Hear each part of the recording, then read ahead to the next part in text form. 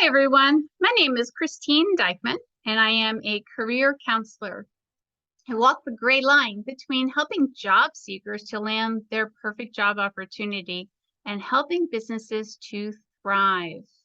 Today, we're going to talk about job seeker resumes, cover letters, and other ways that they can stand out from the crowd of people that are applying for a job. What I'm going to do is share my screen with you so that you can see some examples and words to go along with what I am saying. Alrighty. So you can see we are going to talk about resume writing. Now, if you haven't watched Job Search 1, episodes 1, 2, and 3, you might want to take a look at those. Why? Because I don't want you to do extra work. I don't want you to have to repeat anything that we do talk about.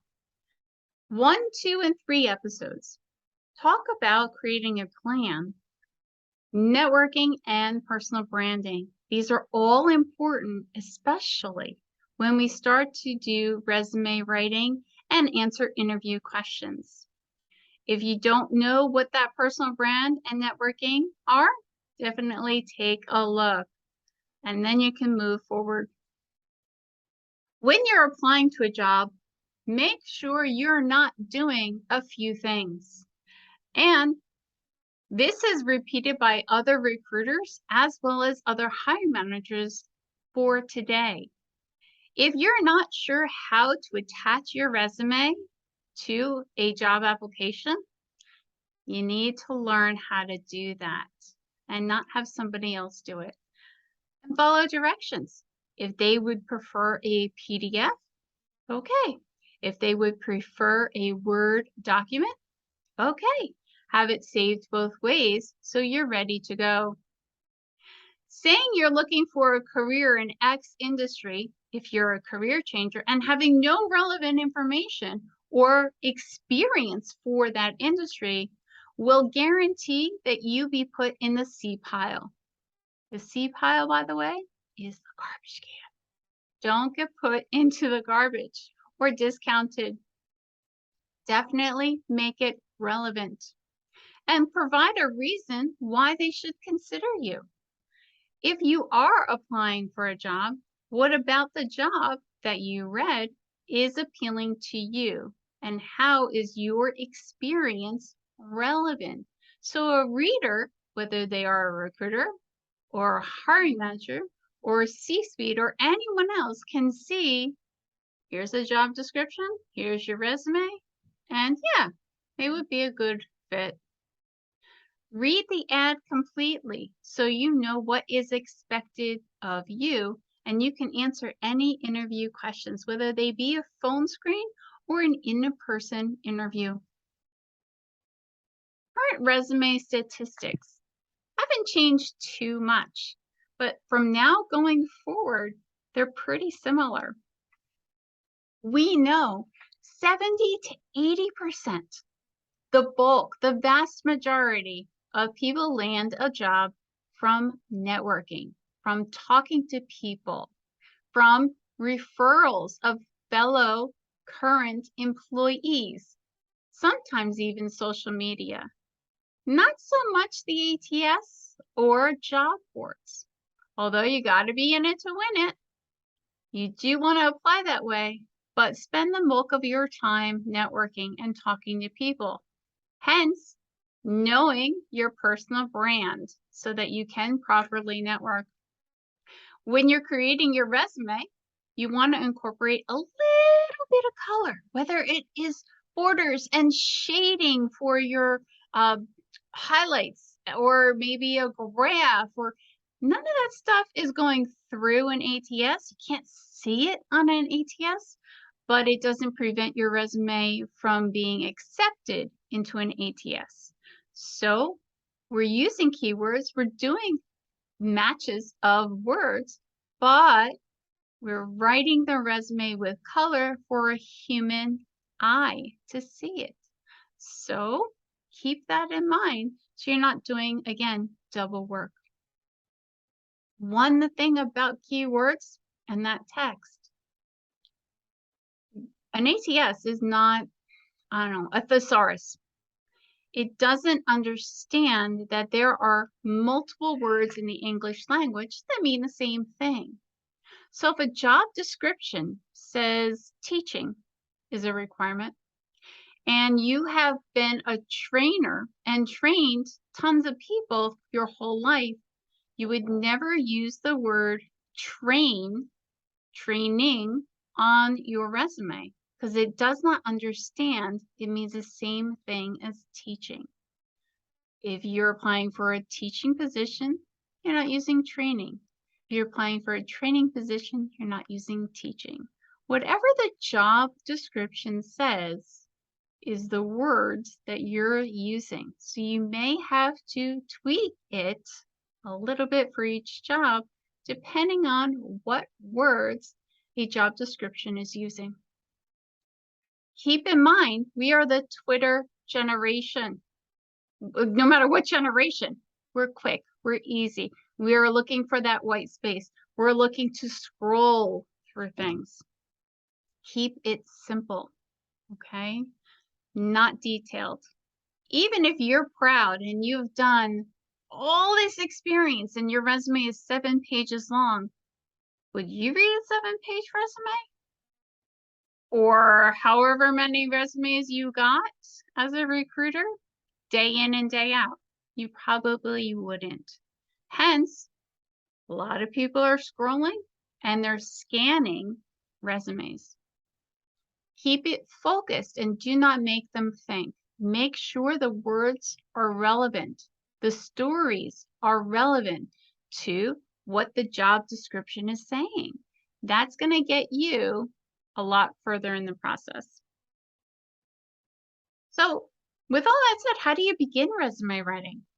Well, let's go back to personal branding. We had a whole episode about strengths, right? What are your strengths? What are you all about? Maybe you already know. Maybe you need to ask other people, your best friend, your spouse, your relative, your neighbor, maybe past coworkers. What do they see you as? Or your strengths?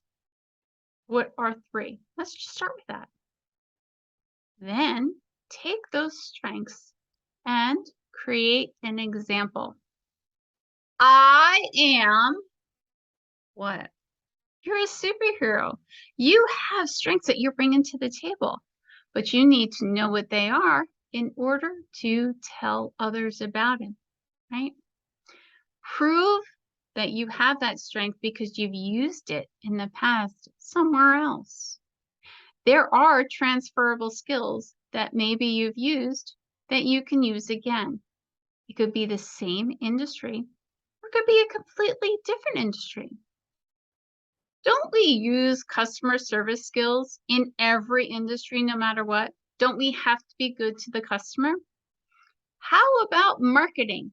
Don't we have to use marketing? Even it doesn't matter whether it's healthcare or food service or IT or tourism. It doesn't matter. You still need to use certain skills. So what are they? Have you thought about that?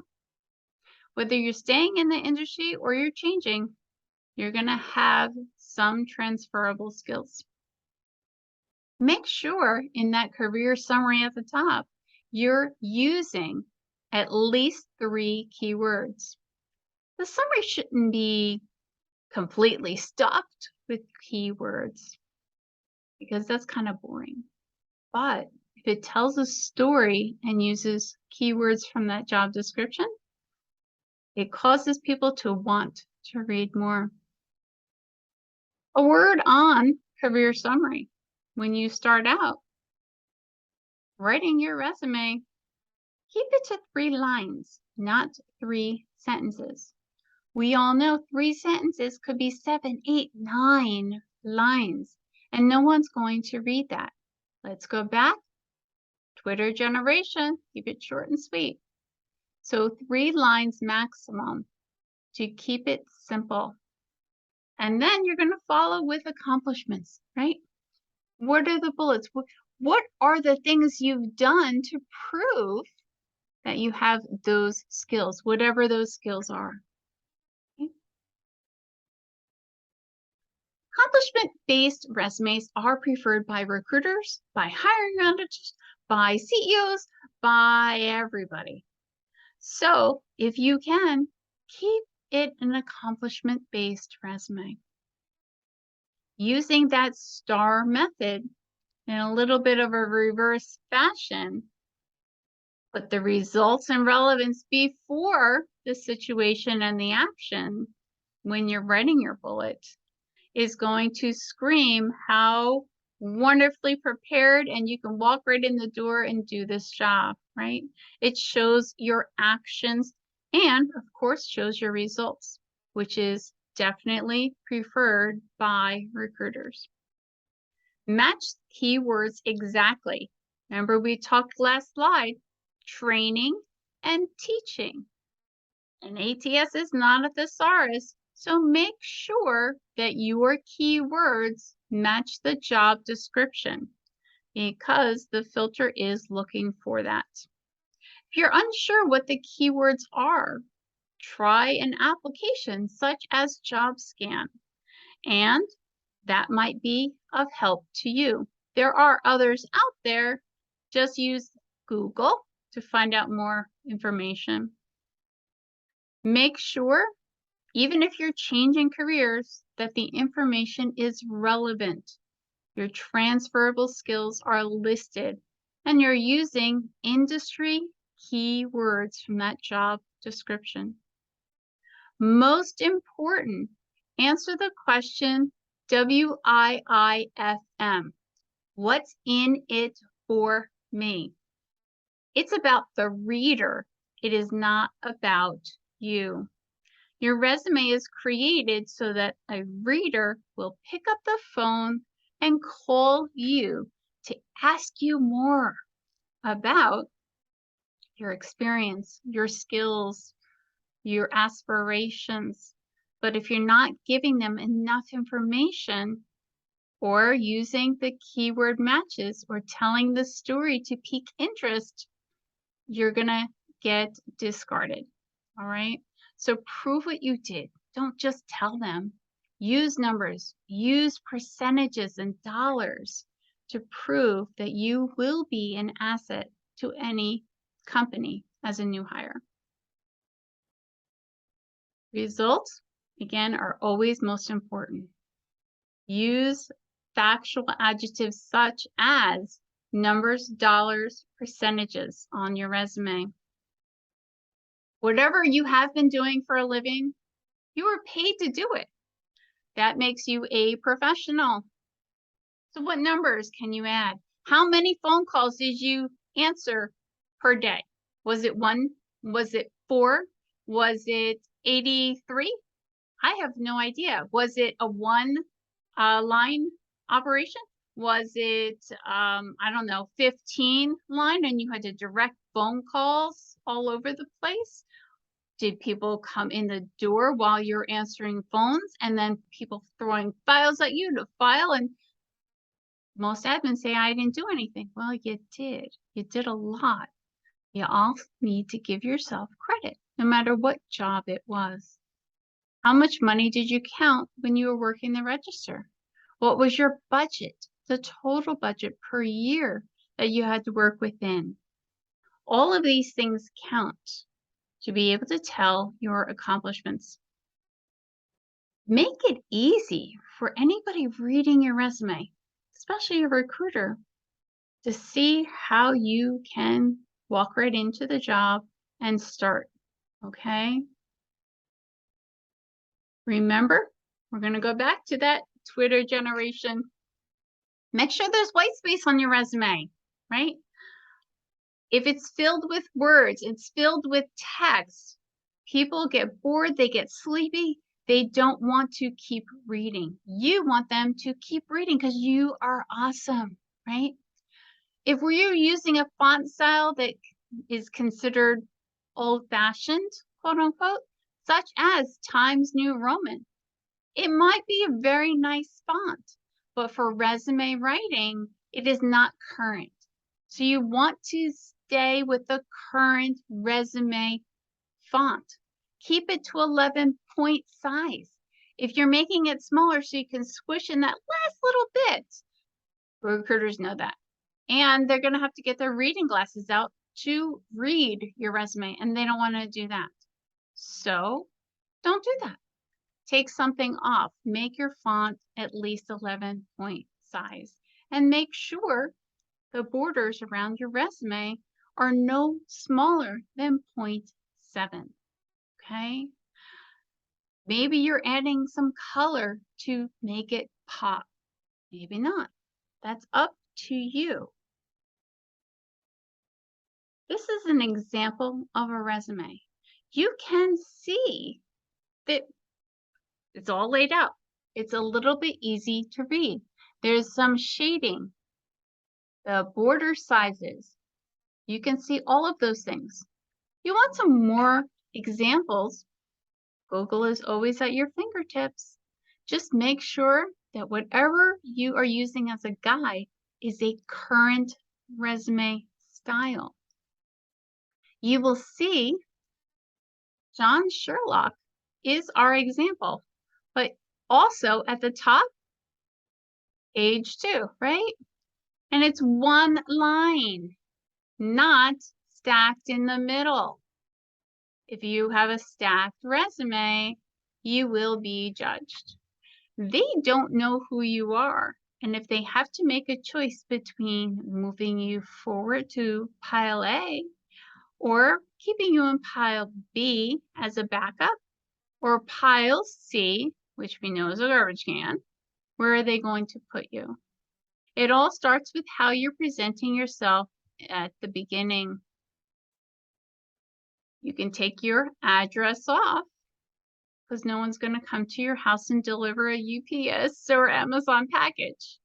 However, a zip code, maybe a city, is very helpful.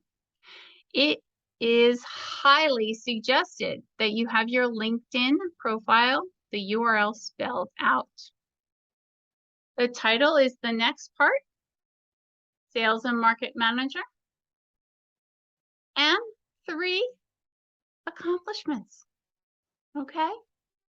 Technology skills, areas of expertise.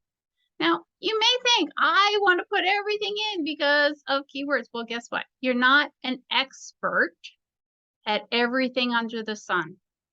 You might be an expert or core competencies in several things, but do not put more than 3 lines of 3 because you're not an expert in everything. This is the tagline. So instead of right here, I just moved it down there. You can do either one.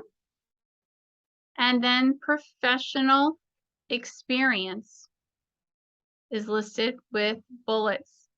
A little blurb about what it is very helpful. If it's a career changer resume, maybe you're putting relevant experience as opposed to professional experience. Relevant would be those transferable skills, showing that you can walk right in and do the job. Other experience could be listed. It's a little bit older, right? But I wouldn't go back to the beginning of time because no one will read it. You can talk about it in a cover letter or in an interview, but again, your resume is a marketing document. We know sales is sales is sales is sales. Hasn't really changed too much in many years.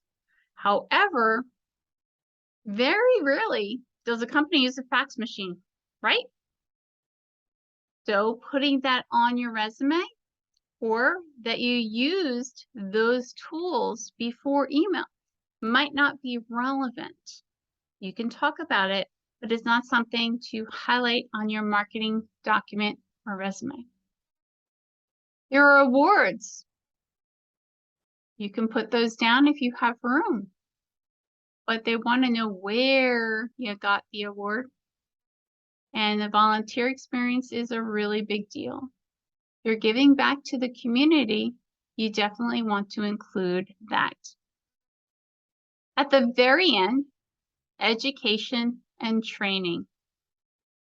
Those things should be listed, and always the degree that you earned, and then the college or the institution of higher learning.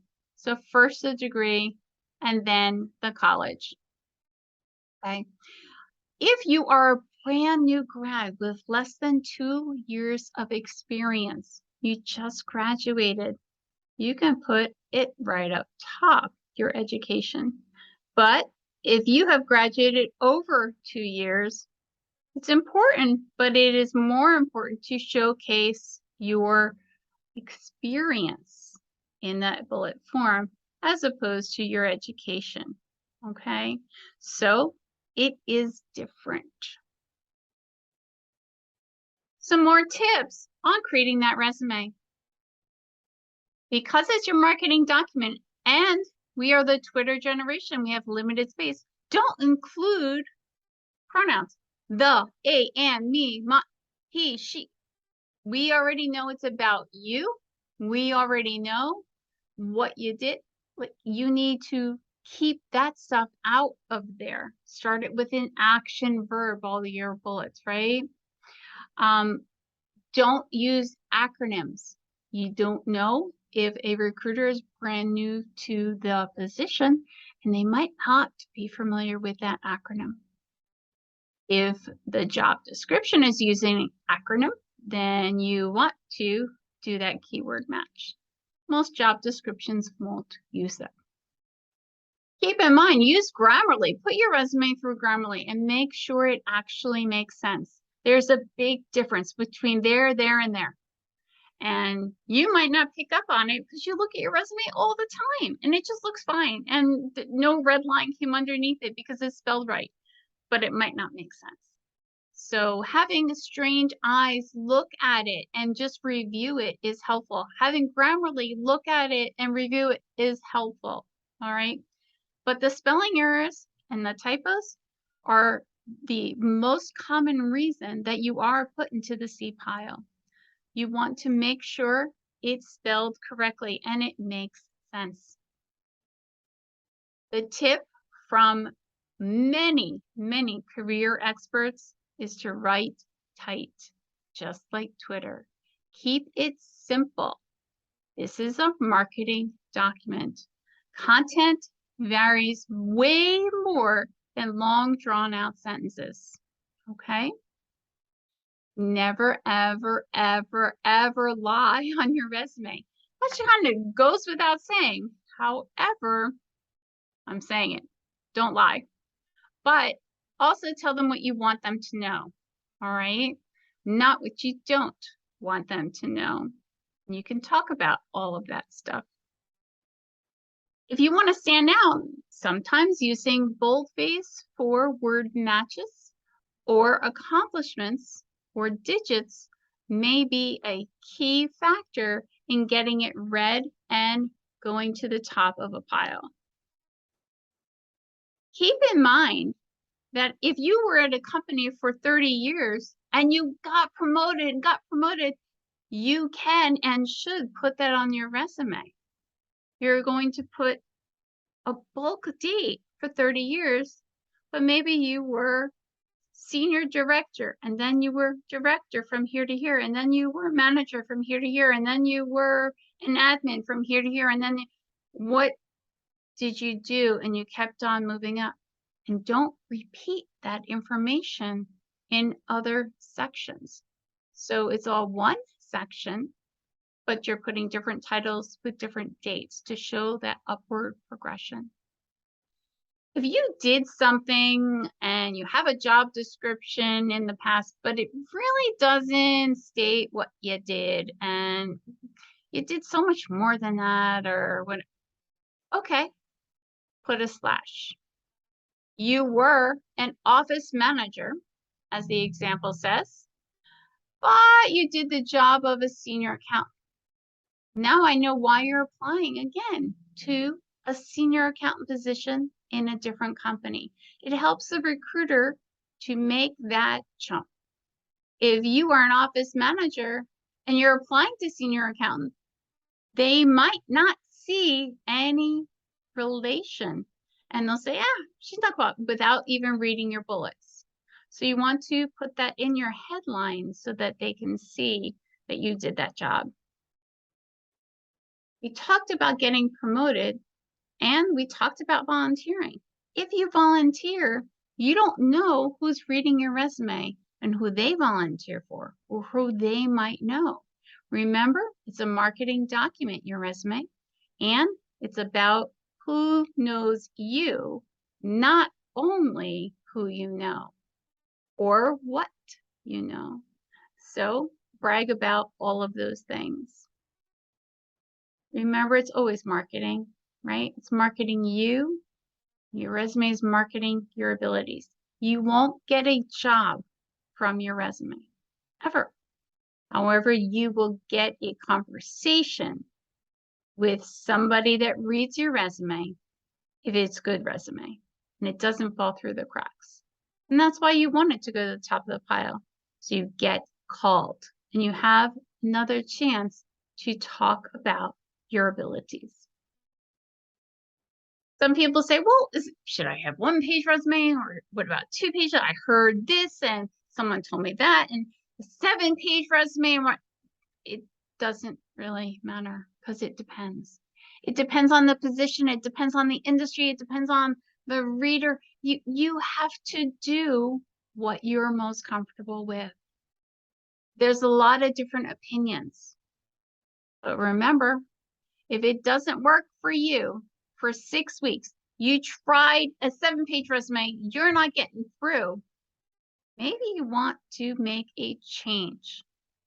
Remember, insanity is doing the same thing over and over, expecting different results. The conversation. Change how long it is. Typically, a 1-page resume is for a job fair or a recruiting agency or very quick, a marketing type situation, networking. Where a 2-page resume, anyone that has over 5 years experience, 10 years experience, probably is going to have a 2-page resume, who kept up on learning and development, who volunteers their time in a lot of different areas. You need space to tell them what you've done, right? They don't need to know everything you've done from the beginning of time. For a corporate resume. Federal resume, a government resume, way different. But we're talking about corporate resumes, applying to jobs that way. The ideal resume is about 950 words, or a little over 2 pages. Doesn't mean that it's good or bad if it's under 950 words or over 950 words. About. Okay, so keep that in mind as you are creating your document. The other thing that you can do to set yourself apart from everyone else and put yourself to the top is creating a marketing document, a marketing plan for your own job search. It can take the place of a resume for networking or job fairs, but only for that, not for applying online.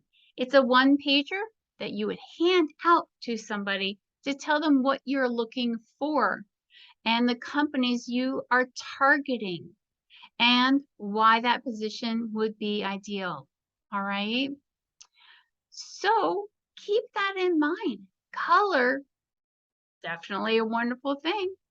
And it's for every industry, not just creatives. Okay. A lot of people know that creatives might have a marketing document, but nowadays it's for everyone because it's highlighting the accomplishments that you have without doing a whole resume. An example, personal marketing plan.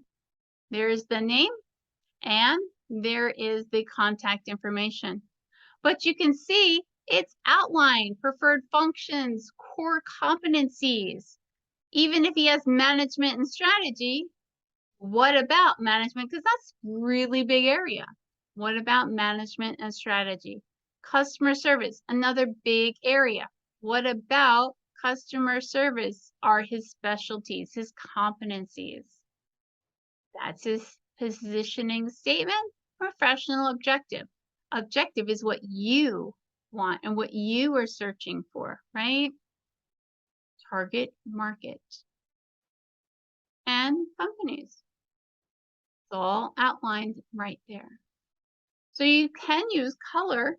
You can make it longer. You can make it shorter, more detailed. There are a lot of information, examples on Google. This came from Google.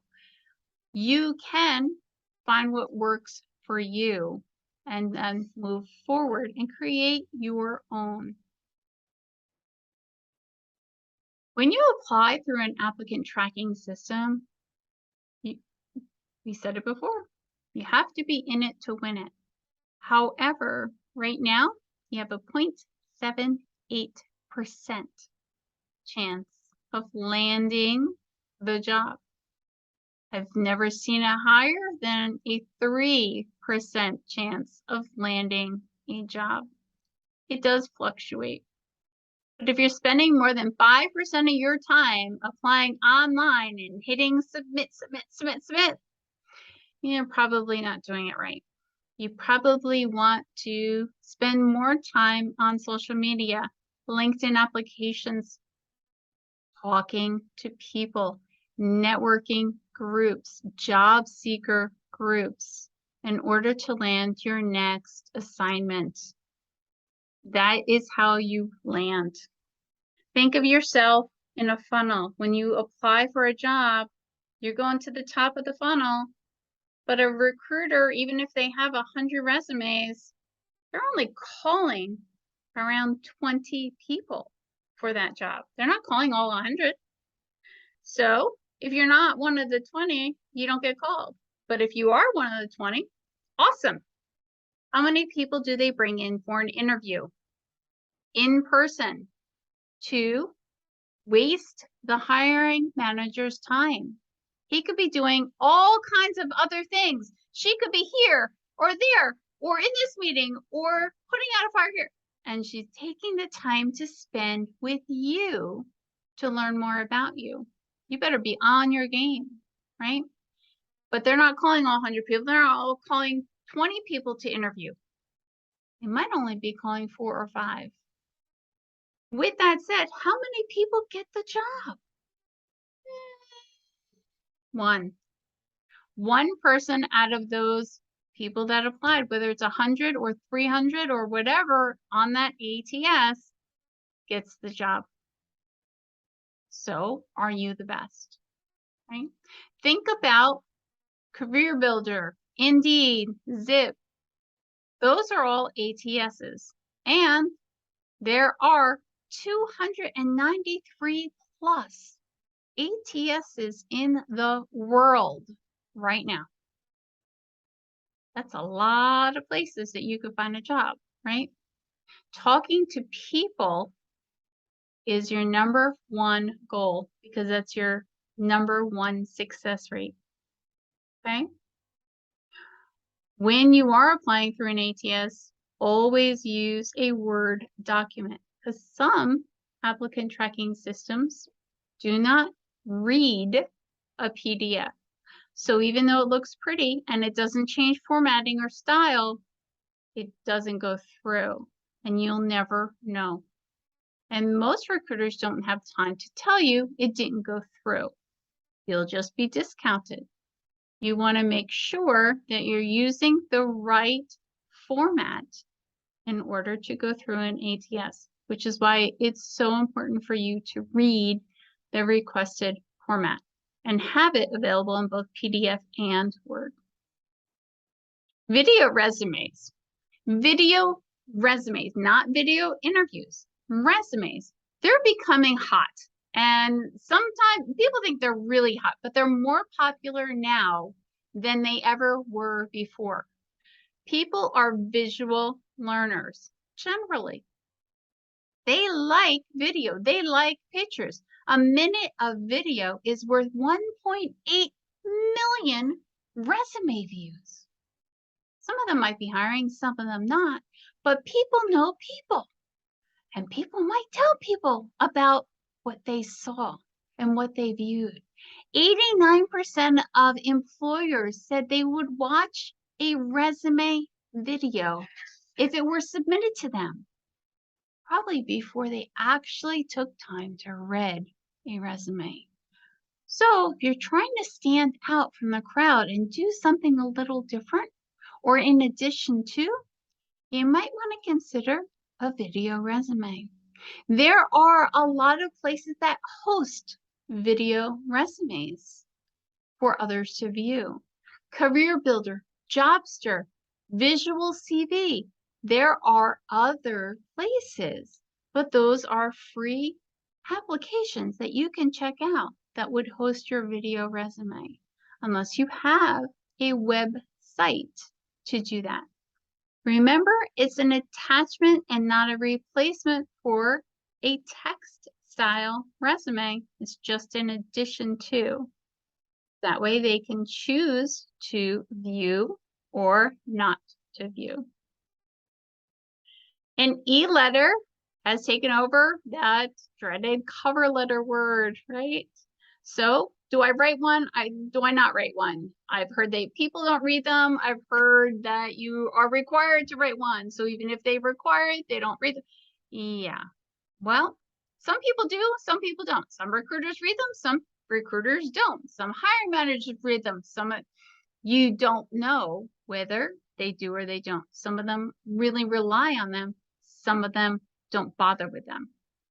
Do you want to be discounted for a job because you didn't write a cover letter or an e-letter? Write one. Just put it in the body of an email as well as an attachment and keep it short and sweet. It should be about 150 words or less. Do not use a full page. Do not keep going on and on and on about how awesome you are. Don't repeat stuff that's already in your resume. Find something else to quote. Show you did the research on the company and how you are a good fit for that company. Maybe you share values or ideals, or your experience would be a great match for that job description. You are the answer to whatever problem they have. You shouldn't be applying to 100 jobs a day because that takes a lot of time to do all that research. Figure out how you are the problem to the solution to their problem so that you can write a constructive e-letter, right? Email letter, that's what an e-letter is. So always keep in mind it's about them and it's never about you. But you're asking for an action. You're asking for their action. You're asking for the interview so that you can learn more, so that you can have a conversation and tell them more about how you would be a good fit. Make sure you give in that white space and showing your accomplishments. So all of those things that we talk about in a resume also apply in an e-letter or cover letter, shortened cover letter. A well-written resume is just one step of job search. Keep that in mind. You will not get a job from a resume. However, you might get a recruiter to pick up the phone to interview you during a phone screen from a well-written resume. So you got to spend time doing that to get to the next step. Having a conversation is huge. If you hit the apply button, you might be 1 in 2,000 resumes that apply for a job. However, having a conversation decreases the people that are considered for a job. Maybe you'll be 1 in 50 resumes, especially if you get their email address as opposed to applying online for an ATS. Avoid what everyone else is doing and do something different. Stand out and get noticed. We talk about ageism in some workshops. Ageism does exist. There's no getting around it. What can you do to avoid being judged ageism? Show numbers in your resume. Make your resume style current with the font size, the font you're using, not stacked, contact information, a professional email address. All of those things will show your age, what kind of email server you're using, all of it. So all of these tips are going to get you in to 2022 and beyond for resume style. So with all of that said, how do you stand out in the crowd? Because I gave you a lot of information. Well, first thing is LinkedIn. Not only do you have to get on and create your LinkedIn profile, but you have to use it on a daily basis because that is the #1 way that professionals network. And that's how you get a job. Did you study your interview answers? Do you have answers to the most popular interview questions? How about networking? Are you attending job search groups with other job seekers and getting leads? Are you practicing your elevator pitch or personal branding statement? What you're all about? The tell me about yourself part of the interview and your resume? They are all free workshops that you can definitely watch. However, there's even more information that's available to you for free. If you're looking to do something above and beyond, create your own website, your online portfolio to show visually a reader what you've done. Use a video resume, create one, talk to people so they can see how you present yourself and what your experience is. Have you ever thought of creating a value validation project or a marketing plan? Something to consider as you're going through this process. So all of these things are going to help you, in addition to creating a resume, to stand out and get that job. All of these things are your professional marketing documents, your job search toolkit, part of it, right? We have discussed all of these things. Watch the videos and get some tips and check out the Dropbox that's included for each video for some free resources that will help you to move forward. But think about it. What advice would you give your best friend if they were asking you? Have you thought about it? I bet you treat your best friend or a stranger way better than you treat yourself. You doubt yourself. Would you give the same advice? What's standing between you and your goals? Did you write it down? Did you think about it? Because it's very enlightening to figure all those things out so you can move forward. How can you redefine situations that you are standing in the way, those obstacles? Emphasizing your personal power. Are you crystal clear on what you want? I bet you know what your best friend wants, but what do you want? Do you know? What resources do you already have that can help you versus the resources you need to help you? And how can you bridge that gap, close the gap to get those resources? Ask yourself all these questions so you can feel confident in moving forward. Some resources that I have used to share with you, definitely LinkedIn is #1. It's where a lot of my resources come from. Career Sherpa, Job Hunt, The Muse, and My Networking Central are all top places that give me free information to share with you. There are a ton of career experts in every industry on LinkedIn that are always sharing free information for you through their posts, through their sharing, through their white papers. I encourage you to check out those career experts as well as the different groups that are available to you. That's all we have for today. Thank you so much for attending, and good luck creating your resume. Bye-bye.